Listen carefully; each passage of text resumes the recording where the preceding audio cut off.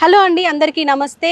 ప్రస్తుతం తెలంగాణలో ఒక పక్క హైడ్రా గురించి మాట్లాడుకుంటుంటే, ఇంకో పక్క తెలుగు రాష్ట్రాలకు సంబంధించి లడ్డు వివాదం గురించి మాట్లాడుకుంటున్నాం.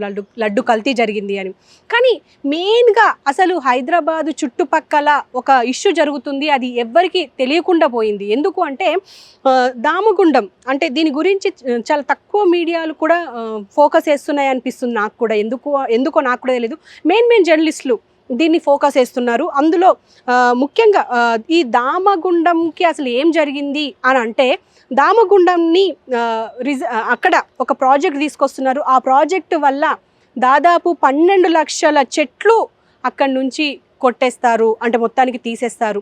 అయితే ఎందుకు అంత ఓల్డెస్ట్ దామగుండం, అండ్ ఆ దామగుండం వల్ల హైదరాబాద్కి మంచి జీవనాధారం, ఎందుకు అంటే అక్కడనే మనకు మూసీ నది పుట్టింది అని అంటారు, అండ్ ఔషధ చెట్లు ఉన్నాయి అంటారు, అండ్ బ్యూటిఫై అంటే చుట్టుపక్కల ఎంతో మంచి ప్లేస్ అది, అంటే అడవులకు సంబంధించింది కావచ్చు. మొత్తానికి దామగుండం దామగుండం అని చెప్పేసి ఇప్పటికైతే వైరల్ చేయాల్సిన సమయం అయితే వచ్చింది.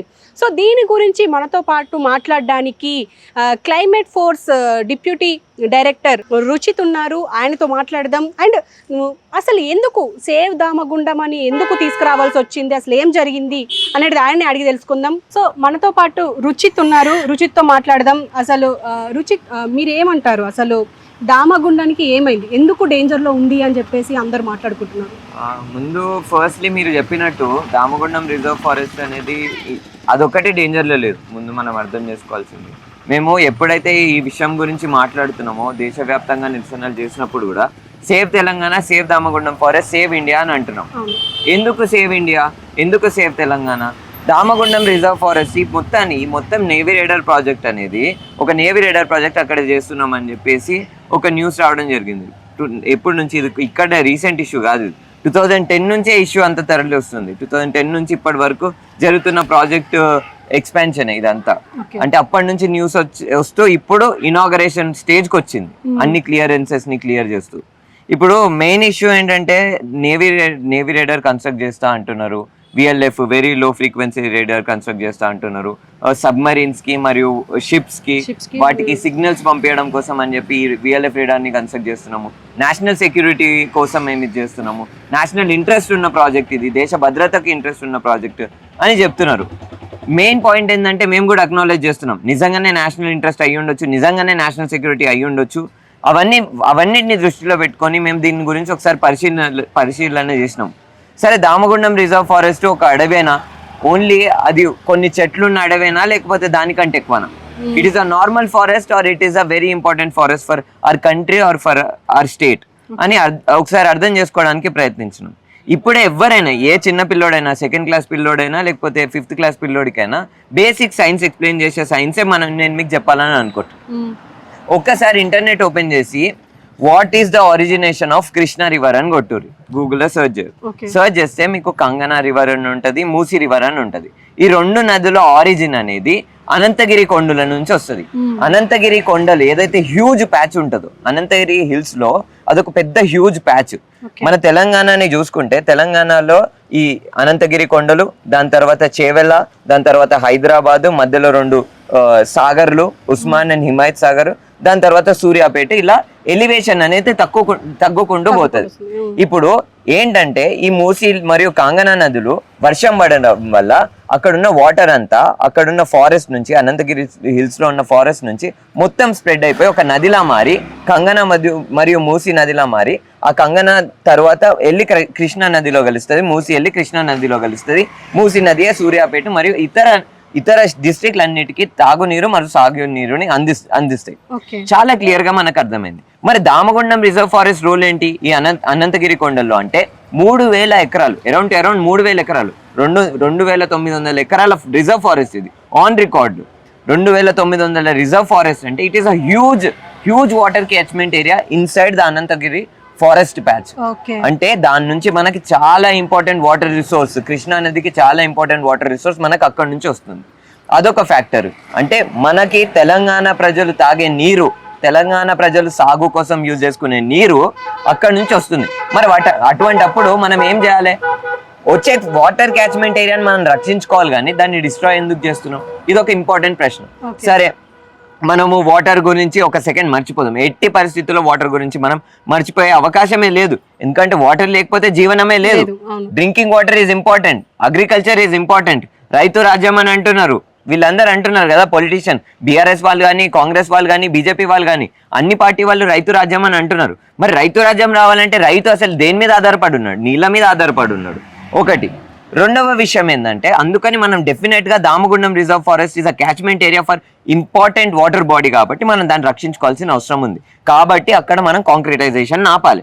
రేడర్ ప్రాజెక్ట్ వస్తే అక్కడ అంతా ఫెన్సింగ్ కడతారు, అక్కడ యాంటీనాలు పెడతారు. అవన్నీ పెట్టడం వల్ల ఈకాలజీ డిస్టర్బ్ అవుతుంది. వాటర్ క్యాచ్మెంట్ ఏరియా అనేది చక్కగా కాదు. సో ఇది సెకండ్ పాయింట్. ఏంటంటే తెలంగాణ ఎక్కడుంది, ఆంధ్రప్రదేశ్ ఎక్కడుంది, భారతదేశం ఎక్కడుంది? వాతావరణంలో మార్పులు జరగడం వల్ల ఎంతమంది చనిపోతున్నారు? 2-3 వారాల కిందనే వరదలు రావడం వల్ల విజయవాడలో ఏం జరిగింది, ఖమ్మంలో ఏం జరిగింది, దానికంటే ముందు వయనాడులో ఏం జరిగింది?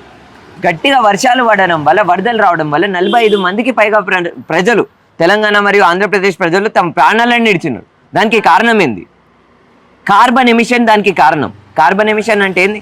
మనము యూజ్ చేసే ఏదైతే వెహికల్స్ ఉన్నాయో, మనం యూజ్ చేసే ఏదైతే బొగ్గు గనులు ఉన్నాయో, ఆ బొగ్గు గనులని యూజ్ చేయడం వల్ల, దాని నుంచి ఎలక్ట్రిసిటీ జనరేట్ చేయడం వల్ల వచ్చే పొగనే కార్బన్. దానివల్ల మనం టెంపరేచర్ పెరగడం వల్ల వీఆర్ సీయింగ్ క్రైసిస్. పర్యావరణంలో మనం అతిపెద్ద డ్యామేజ్ని చూస్తున్నాము. మొత్తం వాతావరణం మారుతుంది, ప్రజలందరూ చనిపోతున్నారు. తెలంగాణ, ఆంధ్ర, వయనాడు, కేరళ, ఉత్తరాఖండ్ అన్ని చోట్ల చనిపోతున్నారు. మరి అటువంటప్పుడు మనం ఏం చేయాలి? వాతావరణంలో జరుగుతున్న మార్పును రక్షించుకోవాలంటే కార్బన్ సింక్ ఉండాలి. కార్బన్ సింక్ అంటే ఇది ఏదైతే వేడిని కాన్సన్ట్రేట్ చేసే పొగ ఏదైతుందో కార్బన్ని, దాన్ని పీల్చుకునే ఏదో ఒక మెకానిజం ఉండాలి. ఇప్పటి వరకు మనకు ఓన్లీ ఉన్న సొల్యూషన్ ట్రీస్. చెట్లే కార్బన్ సెక్వెన్షియేషన్ చేస్తాయి. ఇది నేను ఏదో ఏం నార్మల్ మాటలు మాట్లాడట్లేదు, నేను సైన్సే మాట్లాడుతున్నా.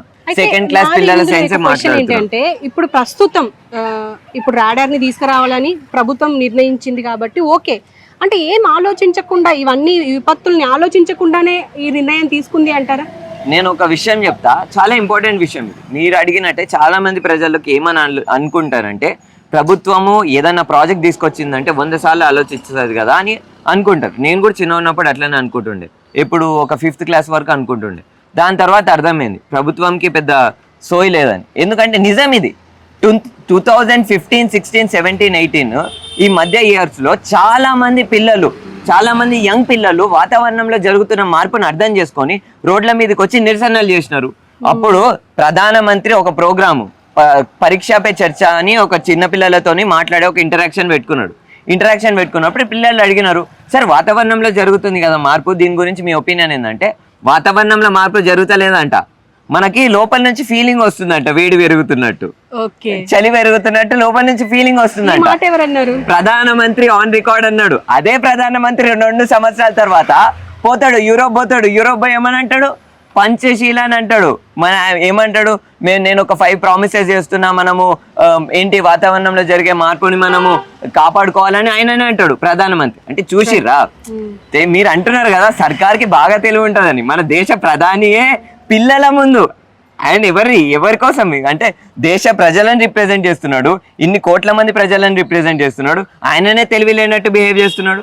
ఇంకా సర్కార్కి ఏడుంటది? కాబట్టి అంటే సర్కారు చాలా సర్కారు నిజానికి కొన్ని మిస్టేక్స్ చేయాలి, కానీ ఈ మధ్య కాలంలో ప్రతి పని మిస్టేక్లే. ఇప్పుడు మీరు రోడ్డు కూడా చూడరు, ఇదే రోడ్డుని కిందికి పెట్టి చూస్తే ఎన్ని క్రాకులు ఉన్నాయి. ఇదే రోడ్డు ఇంకొకసారి గట్టిగా వర్షాలు పడితే కూలిపోతుంది. సర్కార్ ఇన్ టోటల్ ప్రజలకి బెనిఫిట్ పొందే డెవలప్మెంట్ చేస్తలేదు, పొలిటీషియన్స్కి బెనిఫిట్ వచ్చే డెవలప్మెంటే చేస్తుంది. కానీ ఇక్కడ డిఫరెంట్ సినారియో. నేవీ డిపార్ట్మెంట్ వాళ్ళు ఒక రేడార్ కట్టాలనుకుంటున్నారు, కానీ ప్రభుత్వం వాళ్ళకి ల్యాండ్ అలొకేట్ చేస్తుంది కాబట్టి ఇవన్నీ విషయాలన్నీ దృష్టిలో పెట్టుకోలేదు. అదే చెప్తున్నాము. సో ఆ కాన్షియస్నెస్, పర్యావరణాన్ని రక్షించుకునే కాన్షియస్నెస్ డెవలప్ చేసుకోవాలని మా ఉద్దేశం. ఈరోజు దామగుండం గురించి మాట్లాడతలేము మేము. GO111 సేఫ్ సాగర్స్ అని మేము చెప్పి GO111లో ఉన్న క్యాచ్మెంట్ ఏరియాని ప్రొటెక్ట్ చేయాలని ఎప్పుడో మాట్లాడినాం. ఇప్పుడు రేవంత్ రెడ్డి గారు హైడ్రా గురించి మాట్లాడుతున్నారు, కానీ మేము గత 2 సంవత్సరాల ముందు నుంచి కూడా దాని గురించి మాట్లాడుతున్నాము.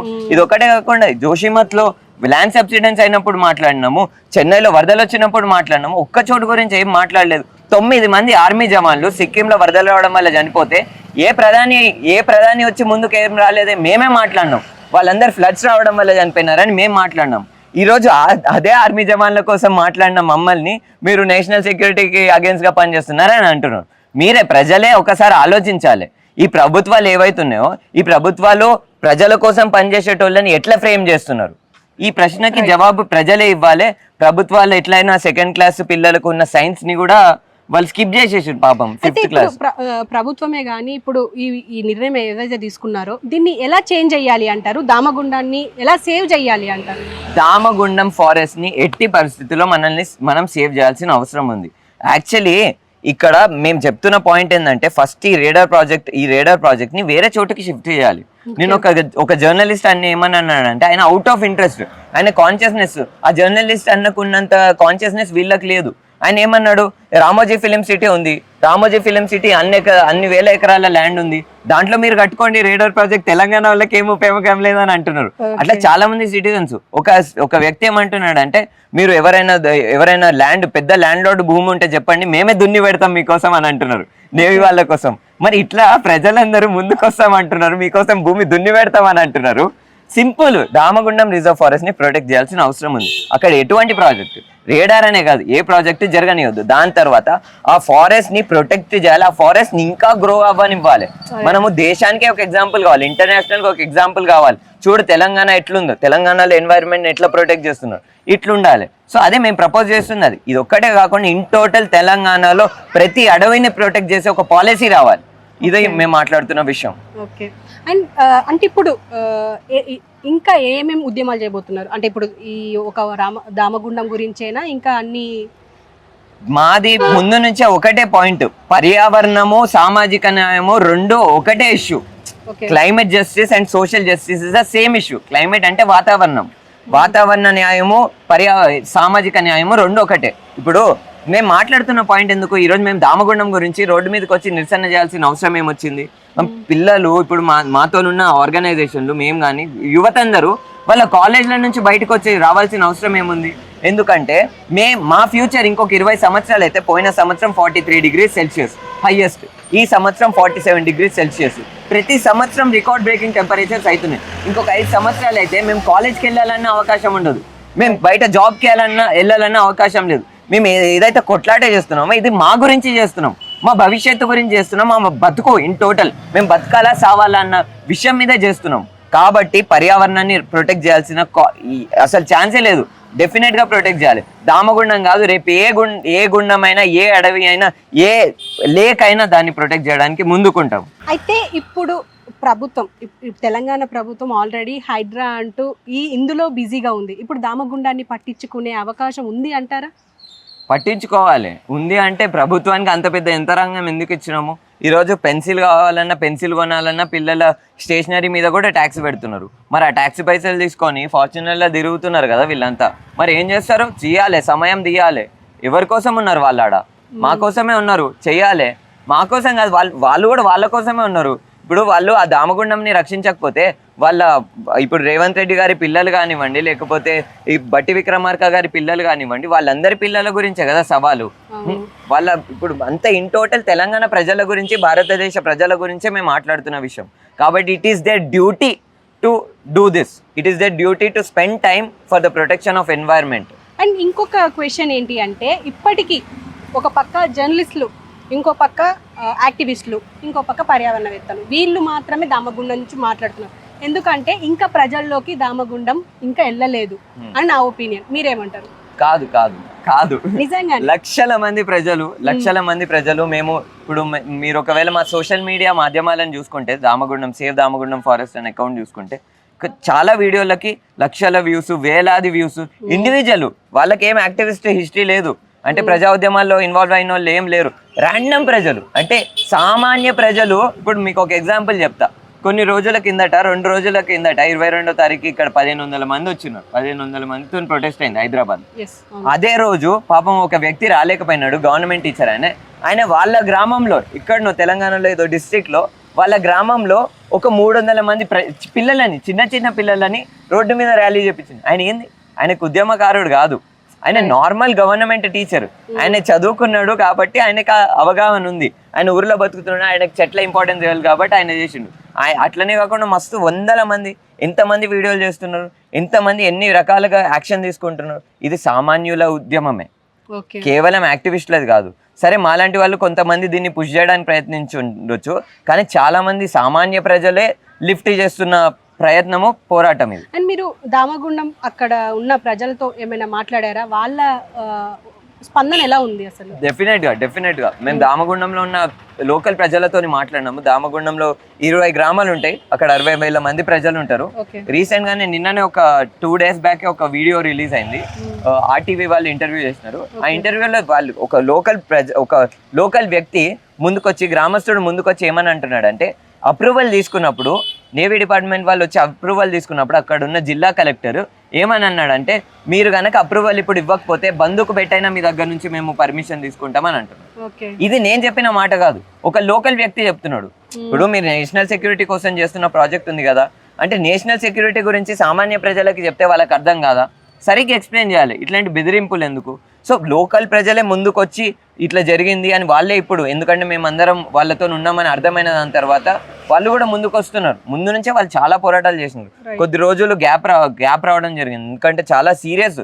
లోకల్ ప్రజల దృష్టిలలో నేవీ డిపార్ట్మెంట్ భయాందోళన ఉంటుంది కదా, నావిక దళము ఎట్లుంటది ఏంది అనేది వాళ్ళకి తెలియదు కాబట్టి కొంచెము ఒక భయం అనేది ఉండే. ఇప్పుడు లోకల్స్ కూడా చాలా మంది ముందుకు వస్తున్నారు, ముందుకు వచ్చి వాళ్ళు కూడా పోరాటాల్లో పార్ట్ అవుతున్నారు ఈ దామగుండంకి సంబంధించిన విషయంలో. అదొక్కటే కాకుండా చాలా మంది లోకల్ ప్రజలు మేము వెళ్ళి మాట్లాడుతున్నప్పుడు ఏమని అంటున్నారంటే, ఈ ప్రాజెక్ట్ రావద్దు అని అంటున్నారు, కానీ వాళ్ళకి చెప్పడానికి అవకాశం లేదు, భయపడుతున్నారు కొన్నిసార్లు. ఈవెన్ ఎలా చెప్పాలో కూడా వాళ్ళకి తెలియదు. మేబీ ఎడ్యుకేషన్ అయి ఉండొచ్చు, ఎందుకంటే చిన్న చిన్న పల్లెటూర్లు కాబట్టి చాలా తక్కువ మంది అంటే తెలిసిన వాళ్ళు ఉంటారు. అవును, ఎడ్యుకేషన్ కానీ అంటే చెప్పడం ఏ విధంగా చెప్పాలో కూడా, ఎలా అప్రోచ్ అవ్వాలో కూడా నాకు తెలియదు అన్నట్టుగా కూడా ఉంటారు.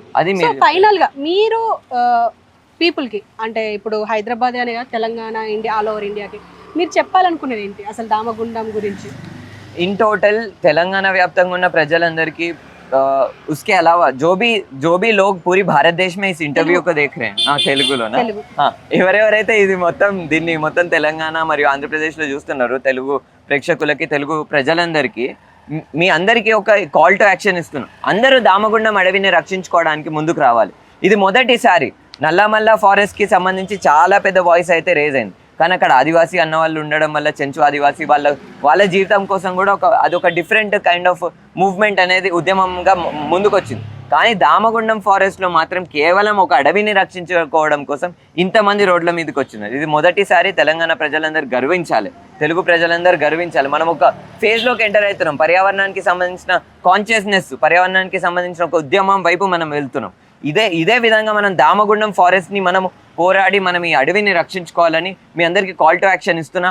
అందరము ఒక ఏకమయ్యి దామగుండం రిజర్వ్ ఫారెస్ట్ కోసం మీరు ఏది చేయగలుగుతుంది, మీరు మీ జిల్లాలలో మీ గ్రామాలలో ఒక నిరసన చేపట్టగలిగితే, మీరు కనీసం ఒక ప్రెస్ మీట్ పెట్టగలిగితే, కలెక్టర్కి వెళ్ళి ఒక లెటర్ ఇవ్వగలిగితే, ఏదో ఒకటి. కానీ దామగుండం రిజర్వ్ ఫారెస్ట్ గురించి మీరు ఒక యాక్షన్ తీసుకోవాలి, ఒక ప్రయత్నం చేయాలి, ఎందుకంటే this will be a historic fight. So అది నేను చెప్తున్నది. మన నీళ్ళని కాపాడుకోవాలి, మన నేలని కాపాడుకోవాలి, గాలిని కాపాడుకోవాలి.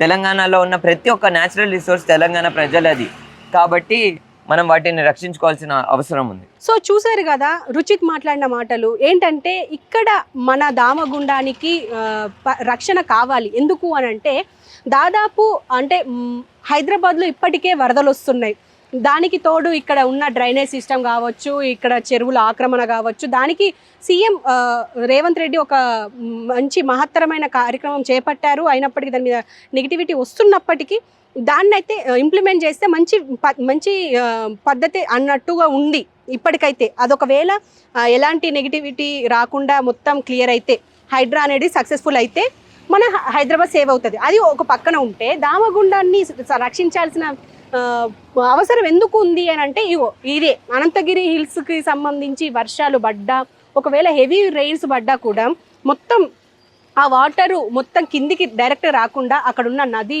దాన్ని కాపాడే అవకాశం ఉంది. కాబట్టి ఆ ఫారెస్ట్ని మనం ఖచ్చితంగా కాపాడాల్సిన అవసరం అయితే మనకుంది. సో దీని అంతటిని అంటే ఖచ్చితంగా అందరూ మనము సపోర్ట్ చేయాల్సిందే, సేవ్ దామగుండం అని చెప్పేసి మనం వైరల్ చేయాల్సిందే అని చెప్పేసి రుచిత అంటున్నారు. సో చూద్దాం అసలు దామగుండంలో ఇప్పుడు నావీ రాడార్ అనేది వస్తుంది అని అంటున్నారు. అది వచ్చినప్పటికీ అంటే పెద్ద లో ఫ్రీక్వెన్సీతోనే వస్తుంది, ఎఫెక్ట్ ఏమి ఉండదు అని చెప్తున్నప్పటికీ కానీ దానివల్ల ఎఫెక్ట్ ఉంటుంది అని చెప్పేసి అండ్ అక్కడ ప్రజలు కూడా ఏం మాట్లాడుతున్నారో మనం ఈవెన్ వీడియోల్లో కూడా చూస్తూనే ఉన్నాం. ఈవెన్ మీరు కూడా చూడకపోతే ఇప్పటికీ మీరు యూట్యూబ్లో కొట్టిన దామగుండం గురించి చాలా వీడియోలు వస్తూనే ఉన్నాయి. సో మీరు కూడా సేవ్ దామగుండం అని చెప్పేసి మీరు కూడా ఒక మీ అంతకు మీరు ఒక మాట అది సోషల్ మీడియా ద్వారానా లేకపోతే మీ ప్రెస్ల ద్వారానా ఏదో విధంగా చెయ్యాలి అని చెప్పేసి కోరుకుంటున్నాం.